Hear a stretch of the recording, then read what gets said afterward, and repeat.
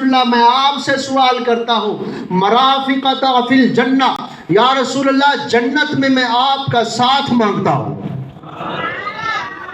میں جنت میں آپ کے ساتھ ہوں۔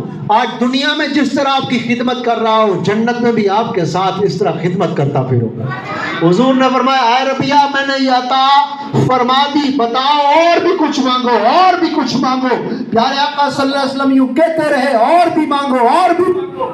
جنت تو میں نے عطا فرمانی تھی وہ عطا فرما دی۔ حضور جس کو چاہیں جنت عطا فرما دے۔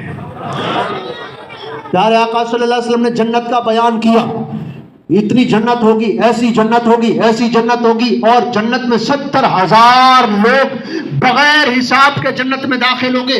ایک شخص کھڑا ہوا، عرض کی یا رسول اللہ دعا کر دیجئے، فرما دیجئے کہ اللہ کریم مجھے بے حساب داخلہ ہونے والوں میں سے شامل فرمائے۔ حضور نے فرمایا شامل ہو گئے، اللہ تمہیں بے حساب جنت میں داخل کر دیا۔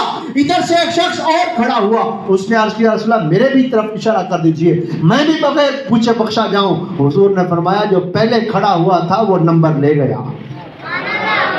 جنت کی حضور علیہ السلام نے جس کے لیے جو فرمایا، حضرت عثمان غنی نے حضور کو خوش کیا۔